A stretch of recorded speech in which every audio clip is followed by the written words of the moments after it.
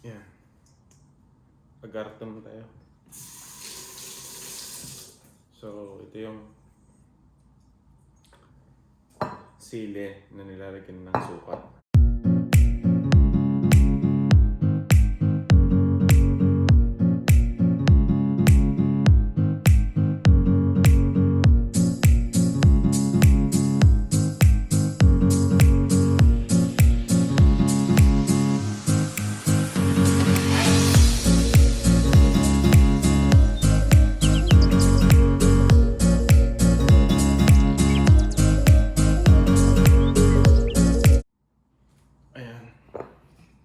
Nangalahati na. So, imbis na suka ang gagamitin natin, apple cider vinegar. Lagay natin sa amin, diba?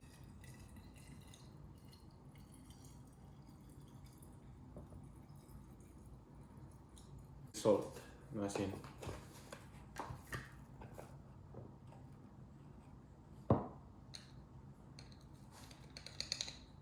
Siguro.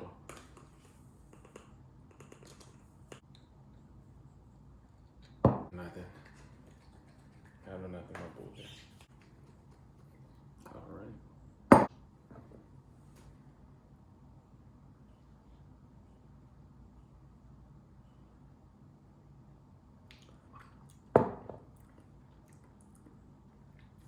Kulang sa asin.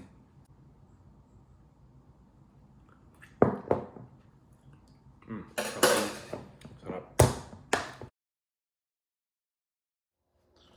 So yan guys, magluluto tayo ng smash burger. So ito yung giniling na gagamitin ko. Ito yung beef na nabili ko sa Aldi. 80 yung taba, 20 yung lean.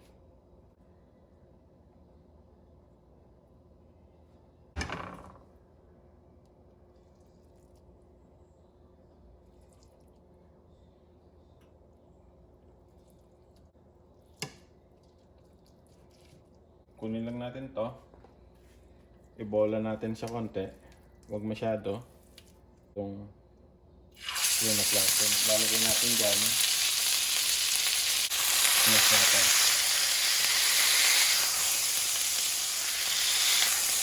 So, lagyan natin siya ng pepper.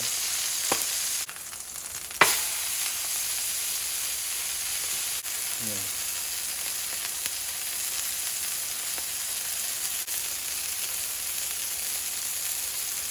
So, maglalagay ako ng American cheese.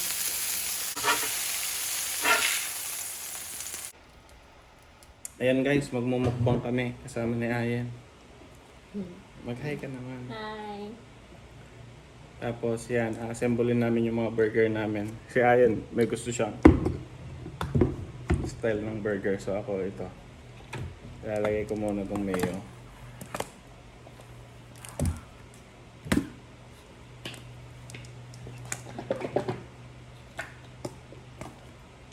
Ayan. Lagay natin yung patty.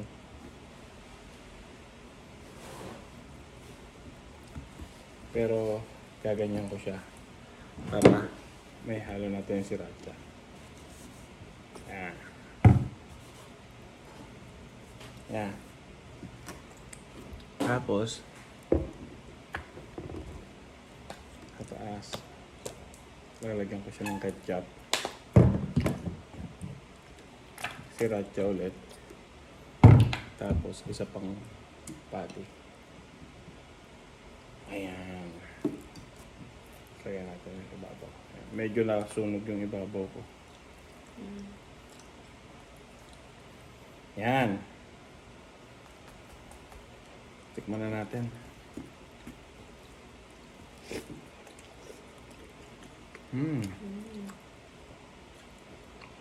Crispy. O, punta ka na dun sa ano.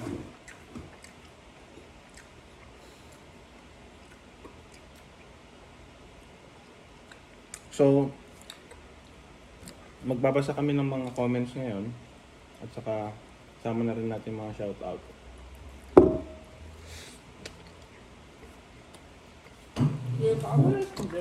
Hindi namin kasama si Lady kasi nag-work siya. straight. Straight yung work niya this week.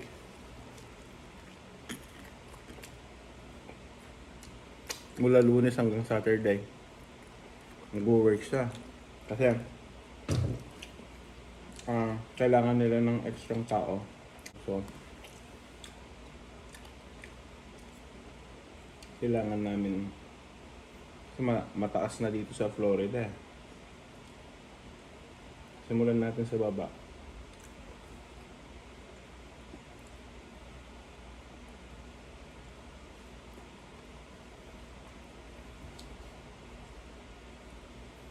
So doon sa mga nagtatanong ng ano raw ba yung lutuan ng ginamit ko dati sa prituan.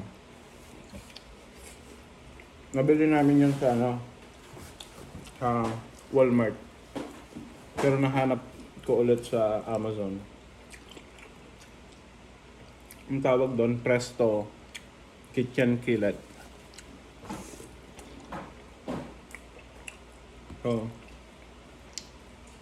nilagay na ni Lady yung sa comment yung link sa Amazon.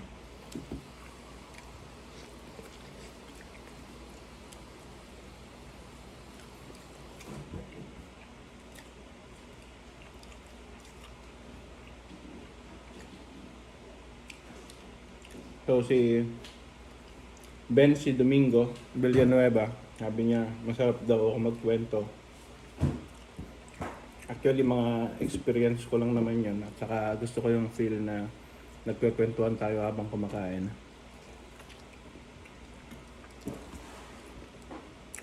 Kasi palagi akong walang kasama dito sa bahay. Kasi ito, palagi lang nagkukulong sa kwarto. Yung isa naman, tulog. So, pa-shoutout daw kay G07. Ano to? Gil Istay or Gil Istay, hindi ko alam yung name niya. So, shoutout yan. Kinakarir ko na daw, sabi ni Tamedless.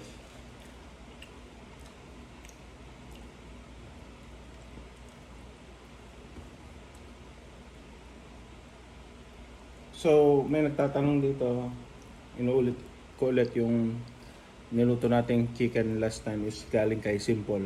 Nilagay din namin yung link dun sa comment.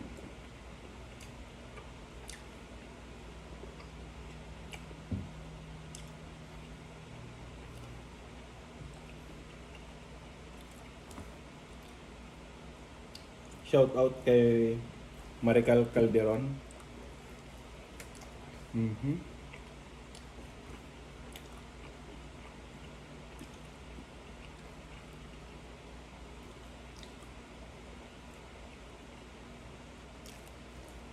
So next time daw pinakbet, may nagre-request.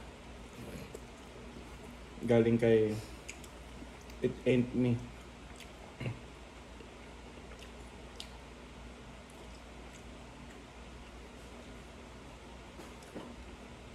So, kay Edna, sabi niya, yan daw totoong tao, walang kaarte-arte. O, ganito lang talaga kami. Simple lang dito sa bahay. Ito simple nagme-makeup bago matulog. Now I get bored. So, lumaki kasi akong hindi mahilig sa damit. Papansin niyo ang forma ko, hindi masyadong same lang, shorts at saka t-shirt. Hindi nga ako nagsasapatos din masyado. Tinelas lang. No. Kasi, ewan ko. Tinelas is more comfy. Mas gusto ko kasi yung komportable kaysa dun sa presentable. Sa hindi naman na tayo binata, so no need na para magpagwapo. Pero sa tingin ko, jeans din yon. Kasi mapapansin mo si kuya, ganun din eh. Hindi rin siya mapormang tao. Simple lang din siya. Hindi kami mahilig sa mga damit, sapatos. Wala kaming hilig. Bibili ka ng sapatos but you never wear it. Yeah, yun nga. May mga binibili akong sapatos na isang beses, dalawang beses ko lang sinusuot. But kuya wears it to school. Mhm. Kasi bawal ka magtsinelas sa school.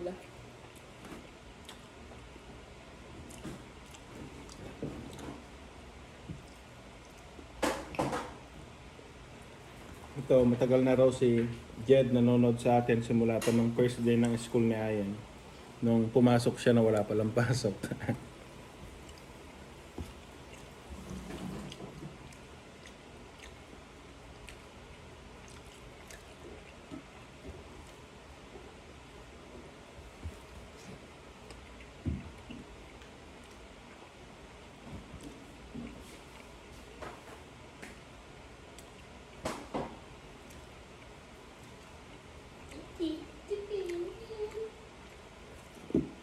Pwede daw ba akong gumawa na ng channel?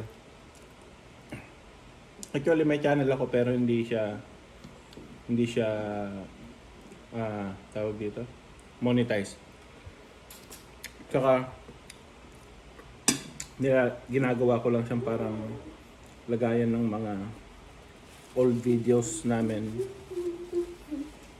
And public din yung iba. Pero may mga naka-private kami. So, hindi ko kayang gumawa ng channel kasi paminsan-minsan lang to. Pag nagkakaroon lang ako ng free time, ginagawa ko to.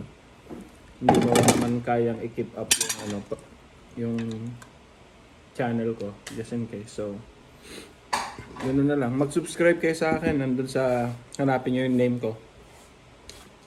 Rakmiglan Candelario. Pero, wala. So, Hindi. RGO Candela. Paghanapin mo. Aha. Oo. Pero, wala lang. Hindi naman monetize or hindi ko naman kinakaroon dun sa kabila. Dito lang kasi tinutulungan ko si Lady magkaroon ng content kasi tuloy-tuloy yung work niya. So kay Ana Angeles, nako daddy, kung malapit lang ako lulutuan kita ng kabsa, na-appreciate ko naman yon. Kaya na-miss kong kabsa. So hindi ko alam paano lutuin yun eh. So itatry ko pero baka pumalpak.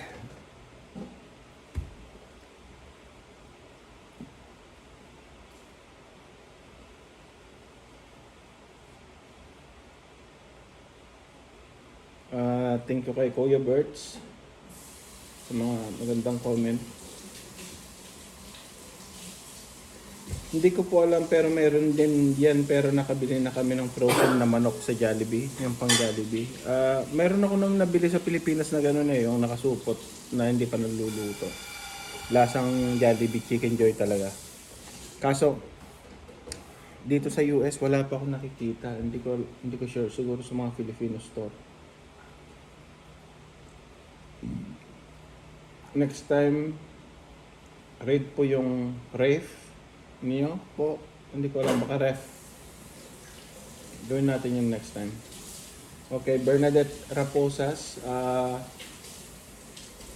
Shoutout daw. Hi, Bernadette. So, si Master Teng, mabilis din daw siya kumain. So, mukhang Chinese si Master Teng. So, Chinese din ako, kaya baka yung Chinese mabilis kumain.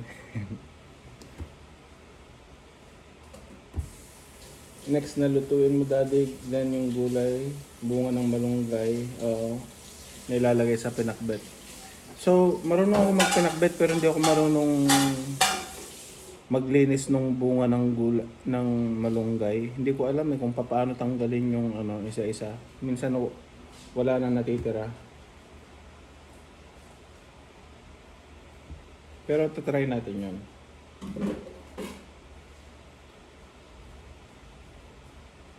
Shout out po kay Annalisa Bastasa.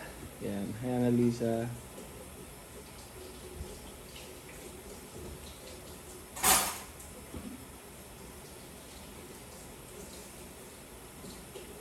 Mukbang daw, lechon belly. Next time. Kakayanin ko kaya yun. Sobrang taba. Pero okay lang. Mag-maintenance na lang bago kumain.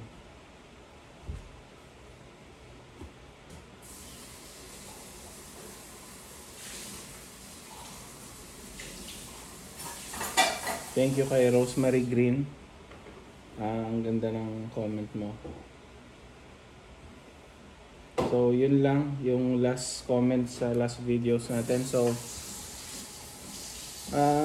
check natin kung ano, kasi masaya pala magbasa ng mga comments na ganito at saka doing shoutout na rin. Next time gawin ulit natin. Siguro, try natin kung magagawa. Yan. So, ito, ano muna, Glenn's vlog muna tayo kasi wala si Mami Lay. Pagka okay na lahat siguro, makakagawa ulit siya ng content. Tinutulungan lang natin siya kasi gabi na siya umuwi and hindi na siya nakakakuha ng mga videos. So, tingnan natin. Sana maging okay lahat dito sa Florida, sa US. Pagdasal natin lahat ng mga tao na naapektado ng COVID-19 diyan sa Pilipinas. Ingat-ingat din kayo kasi nababalitaan kong dumadami na rin yung case. Pero compare dito, mas marami yung case namin kasi parang 1,000 per day and up nadadiagnose dito lang sa amin, sa may county namin. So ingat-ingat po tayo. Alright, hanggang sa muli.